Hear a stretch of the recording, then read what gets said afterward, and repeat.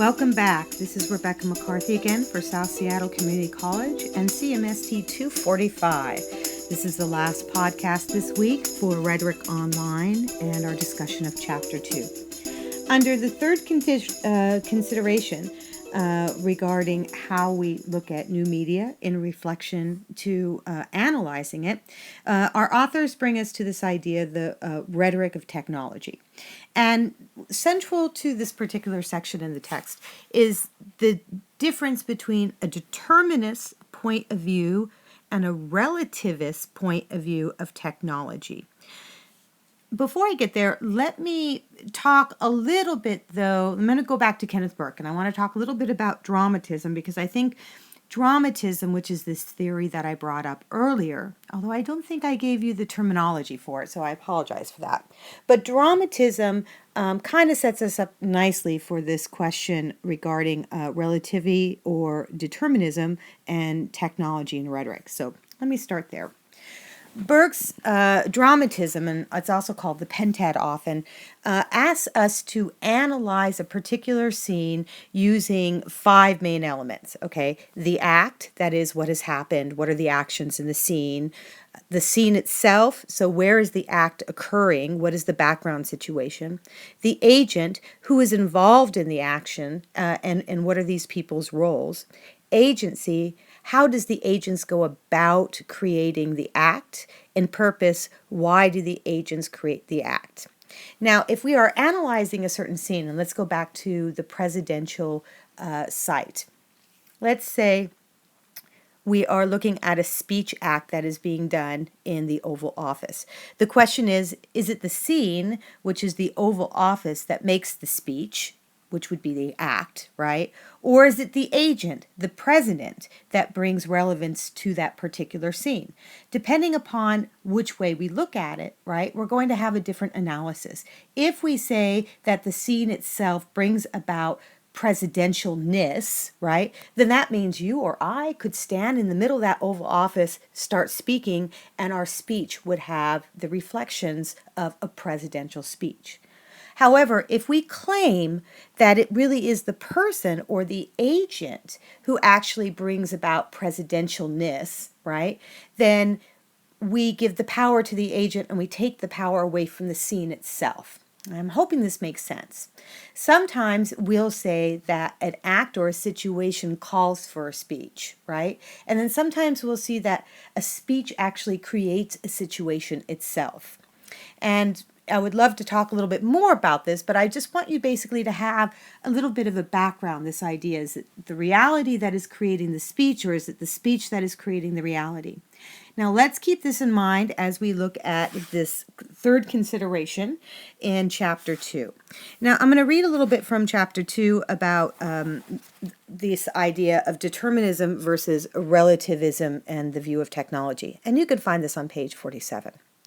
When confronting the role of technology in shaping both cultural change and temporal changes in rhetorical space, critics often grapple with the question of technological determinism.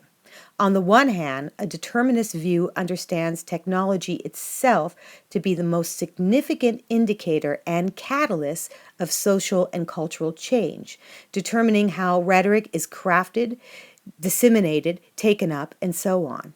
On the other hand, a relativist view of technology understands technological innovation as just one factor in ongoing cultural change and holds that technology is molded to fit the changing needs of society rather than the other way around. So what do we have here? Well, we have two different arguments. One argument says that the creation of technology itself is actually responsible for creating or allowing for certain rhetorical acts to be created.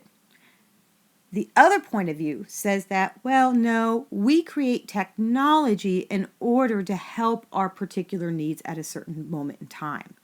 So we have, and these ideas, determinism versus relativism, these are two phrases that are taken from philosophy, and they're being reapplied here in this particular contents. So is it the technology that determines the speech, or is it the need to present speech in a certain way that encourage us to create certain technologies to allow that to happen. That is the big debate. And if you look on the last few pages of our chapter from 47 on, you'll see that they give some specific examples, especially with Foursquare.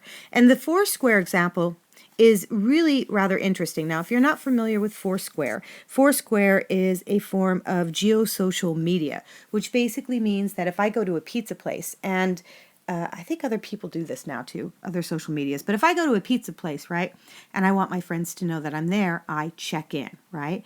And my smartphone has basically the capability to determine where I am in space, and I can tag that, and then I send it out to my social networks. Foursquare was the first social media to incorporate and make this actually a very popular thing to do, to check in. But I know that you can check in now on Facebook, and you can do so on Google Plus as well. Foursquare is also linked to other social networks such as Facebook and Twitter. So if I check in on Foursquare, that information can be automatically sent to whoever happens to be following me on Facebook and Twitter as well. So on page, I think it starts on 48 and it goes through 49 to 50. The authors talk about how we can look at Foursquare and its use during the 2010 election, or actually on election day 2010, in two different ways. We can look at it through the determinist point of view that suggests that the technology itself encouraged the act of voting, or we could look at it from a relative's point of view, where the technology just became a useful tool in the act of voting. So I want you to look at this specifically because, and I don't want to talk too much more about it because I think it's rather important that you kind of explore this idea in relation to the vocabulary words you have to submit this week. So take some time with those last few pages. And that pretty much covers chapter 2 for this week. If any of this has left you hanging in your head in extreme confusion, or if you just want to clarify anything, make sure to email me, and we can always have additional conversations via email on these topics. Otherwise, we'll continue our conversation on our discussion boards. Have a great week, be rhetorically successful, and I will talk to you later. Goodbye.